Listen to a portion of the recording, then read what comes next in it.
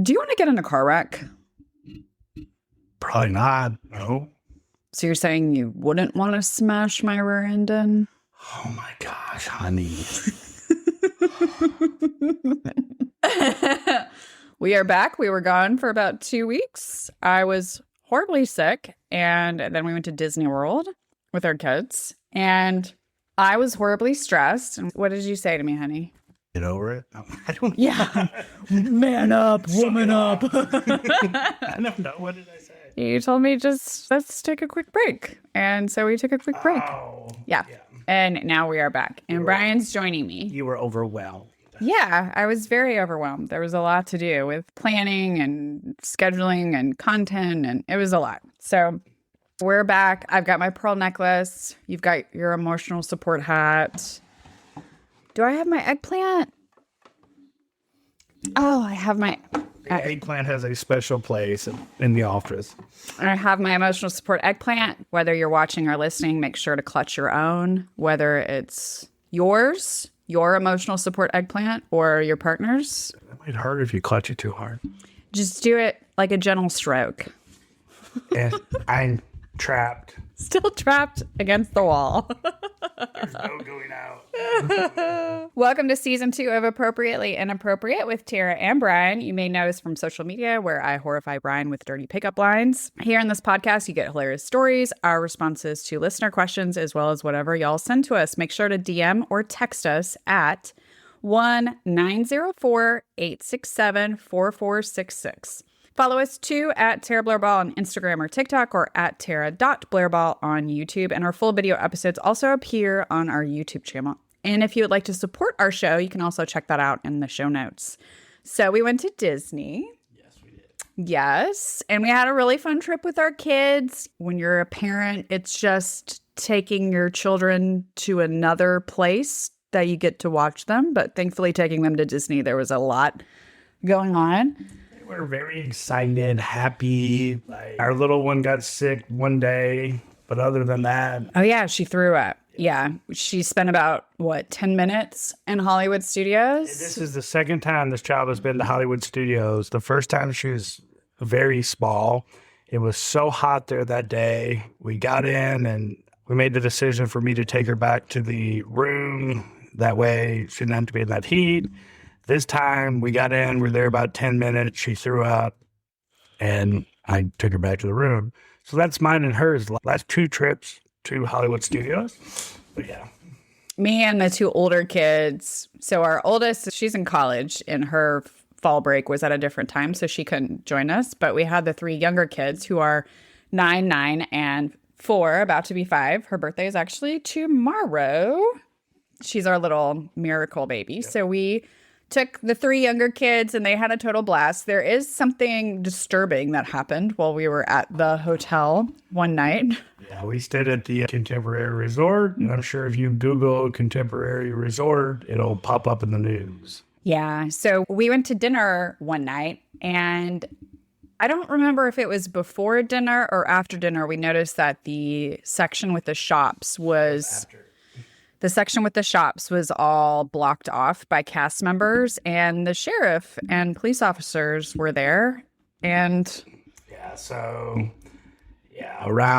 we got up there for dinner a little after 6. Around 6:30, a lady had completed suicide.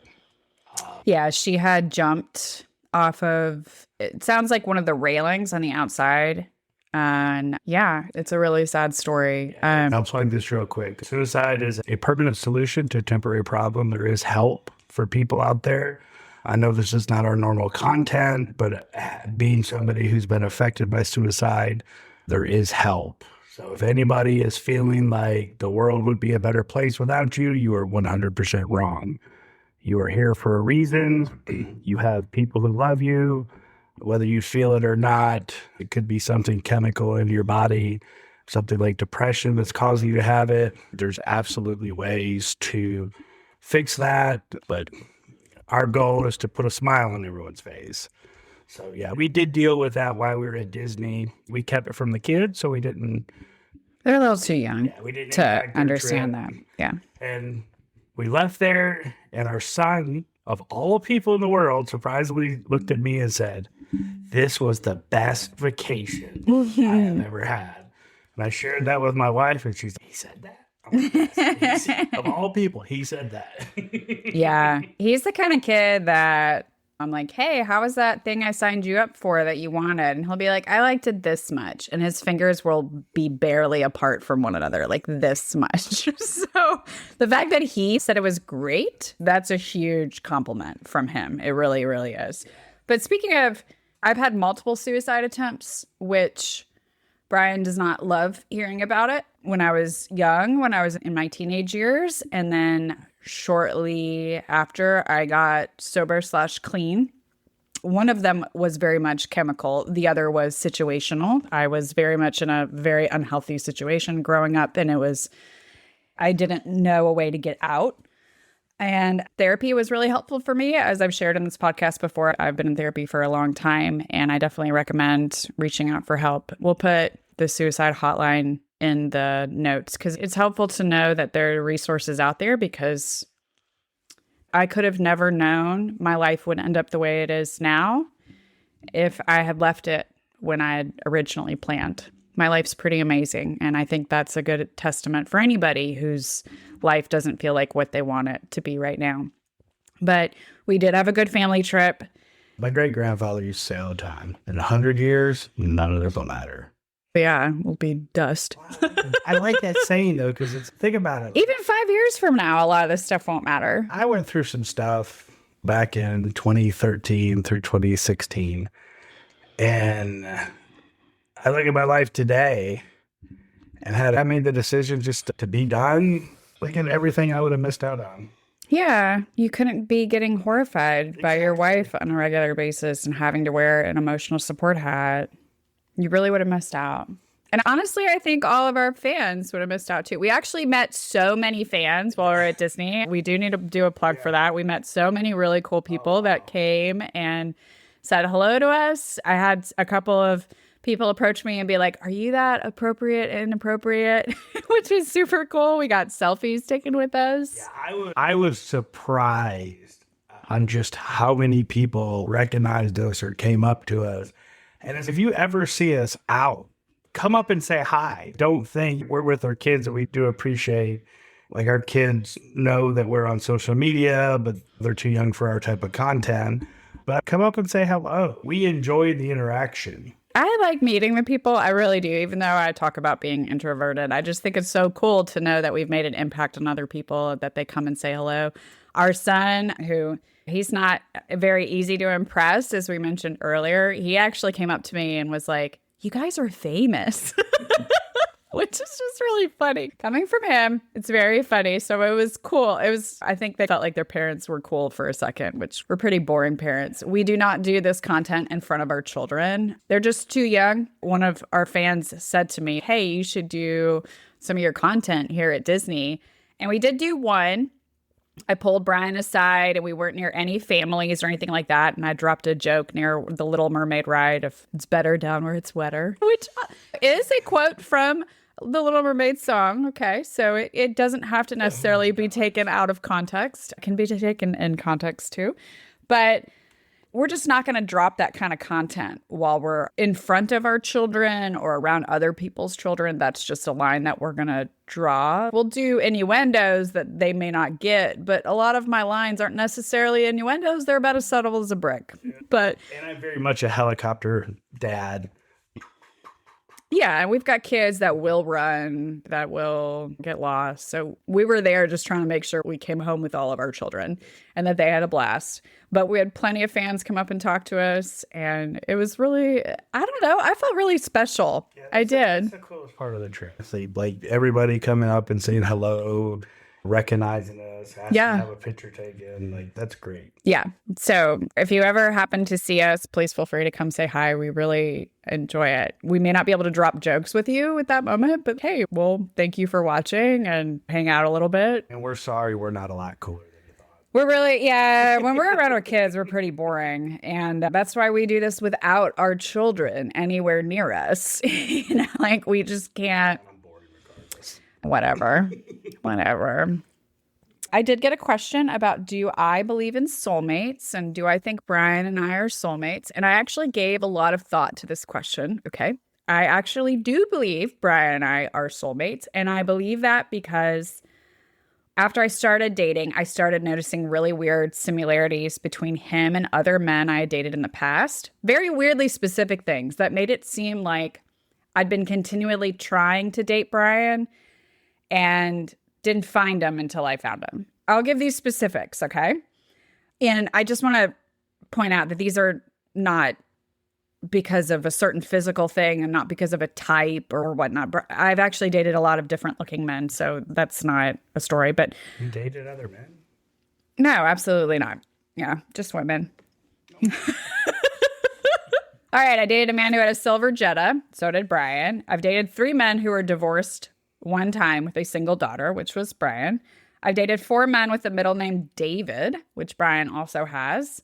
I've actually dated a man whose name was Brad David, which is hilarious. I've dated 2 men that have had mothers who had plural marriages over their lifetimes as an over 4, which Brian, how many times has your mom been married? I can't even tell you my mom's last name.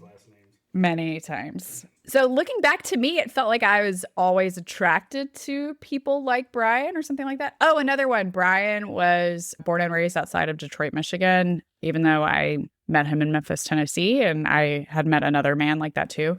So I had dated a lot of these men that had weird specific similarities to Brian, which I felt like, okay, that feels very soulmatey. Like I'd been looking for him and finally found him. Do you have any for that for me? Let me just put you on the spot. My childhood dog, growing up, his name was Tara. See, soulmates. My experience is a little bit different. Like with you, everything just clicked. It just made sense. But were you dating other women to find me like I was? Dated teachers. Okay. Yeah. And I was a teacher when we met. Okay. And you had a childhood dog named Tara. Yeah. That's definitely soulmates. I would have to think about it, but I'm sure there are a lot of similarities. But you, I don't know, when I met you was at a point in my life where I had taken a step back from dating and I couldn't figure out, like I kept attracting the same type of, not relationship, but the same type of person where it was a lot of drama. And it was like, I like hearing about drama. I don't like drama.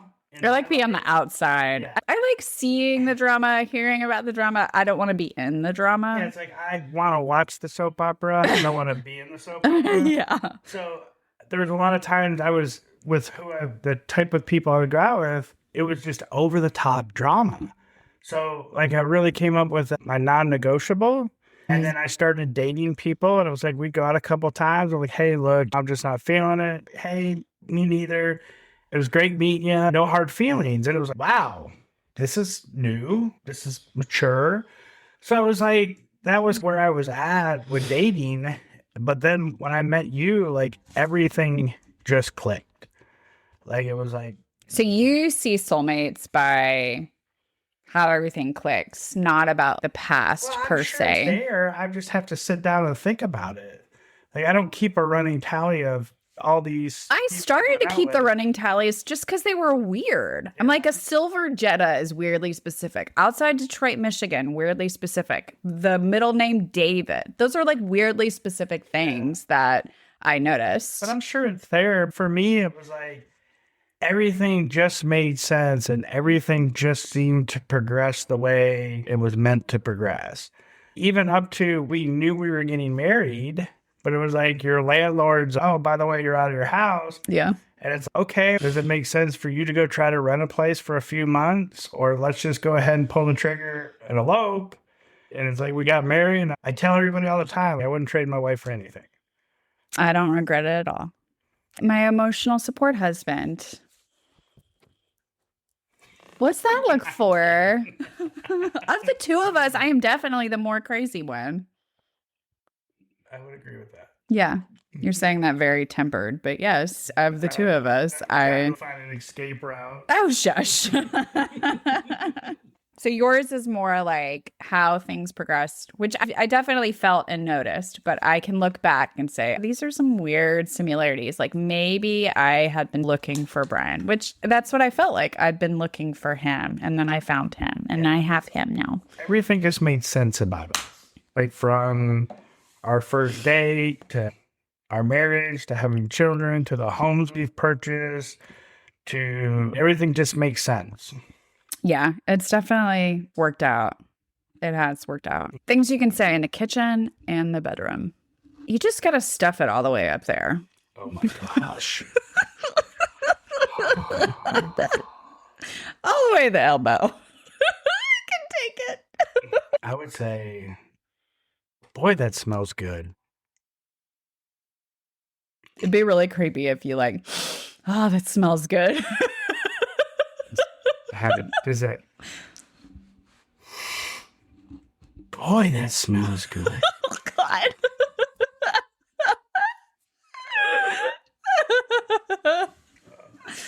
Did you wrap it beforehand? Oh my God. That's the best part about having your tubes tied is you don't need to wrap it. Best part of having your tubes tied and being in a monogamous relationship. If you're not monogamous, maybe do some wrapping because there's lots of STDs out there, but that's the best part. It's too raw. I would never say that. And you should never say that either. You bring the meat, I'll get the buns. Oh my gosh. Oh my gosh. I already got the buns. That's what I should say. I already got the buns. You already got the meat. Just bring them together. You're turning the color of my can, which is red, by the way. You're about as big as a Coke can, too. Just try it. I'll bet you like it. That's what I said to you the first time. Oh my gosh. Just try it. Just bend over. I'm envisioning young guys trying to use that as a pickup line in a bar. Just try it. I'm envisioning young ladies being like, just bend over. Oh my gosh. Just bend over. Just try it. You might like it. I'm encouraging young women to approach a new sexual frontier. Oh my gosh. I'm covering my face completely for this part. Is it in yet? Oh my God. Oh my gosh. If a guy has ever been on the receiving end of that, You never have. Horrified. You never have. Like he's traumatized. Oh, yeah, absolutely. But you have never had to deal with that ever. Oh my gosh. You're eating that? The fact that you said that disgusted or repulsed, there's so many different ways that could be taken. You're eating that? Ooh. It's taco night. Oh.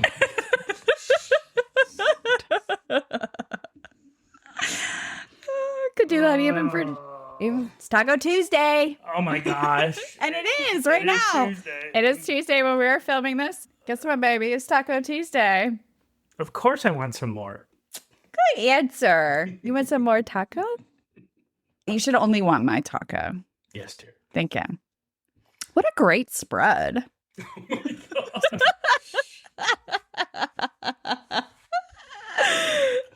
Florida.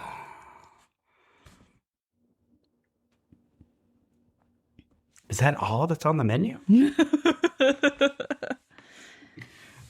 You encouraging more? You're like, this is it? This is it? I want more. I get off work today and it's, hey, guess what we're going to do?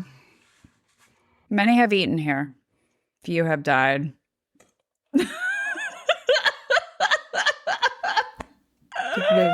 Horrible. Oh, that is great. That is so great. Many have eaten here. Few have died. Oh my God. In my case, none have died. Okay. But if I go out the way that I want to, then I'll go out on top of Brian. Oh my gosh. Which will be extremely traumatizing for him. Oh my gosh. But he could just be buried with me. No, I'm going to live to be 100, so you got to live to be 92 in a couple days. Okay. I'm a lot older. Not a lot. 8 years is not a lot. I would have taken a 4. I have been getting carded lately, and I just want to say that I'm very proud of myself for that. The fact that I'm elated every time it happens. I'm like, really? You want to card me? And it could be they're just doing it because of some rule or whatever. I'm very excited every time it happens. I use a nicotine pouch, and my wife is kind enough to pick them up when she goes into the store. And now I think she enjoys picking them up when she goes into the store. When I get carded. And it's like, it has been like the last 10 times thing. And it's like, she's getting carded left or right. It doesn't matter what state we're in. Yeah. I love it. It makes me very proud. You have to preheat it before you stick it in. Oh my gosh. I feel like that's a commentary that some couples might need to have. Hey, rub it, lick it before you stick it. Especially as they get older, they need to warm up the oven. Is this some kind of commentary on mine? My oven is pretty fine. You just spit on it and stick it in. Oh my gosh, you're taking a toll. I'm not talking about, I've always heard. Hakchua. Oh my gosh. I've always heard as couples get older, they have to warm the oven up first. It also just depends on the person. I knew some women that needed more romancing. And some men, too, who needed some more romancing before lovemaking. But that's not the case for everybody. I feel like my oven's pretty warm most of the time. It's like there's a keep warm setting. It's so uncomfortable. It's got a keep warm setting, and it's just like on. Just flick it, stick it. Our conversation, I never thought of that. All right, now flip it.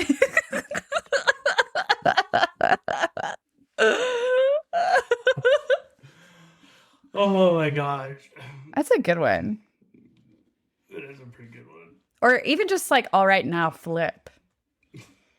Flip, girl. Flip. You can't, what are you, in the works in the bedroom, but in the kitchen, it's not like, all right, there's a pancake. All right, now flip. Pancake flip. Like, it doesn't work. You call it a good girl afterward. Oh my gosh. I bet it would flip. Oh my gosh. I bet it'd flip. Oh my gosh. Watch me make breakfast Saturday and do commentary. You'll be like, have you lost your mind? The kids are up.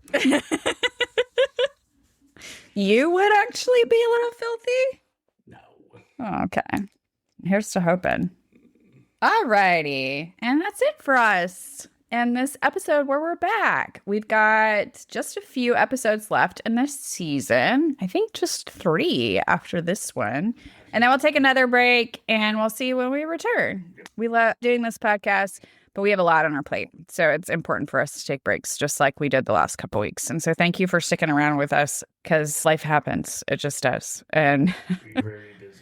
Yeah, we're busy folks. And we still want to put out great content for y'all. So make sure to subscribe, download, and follow.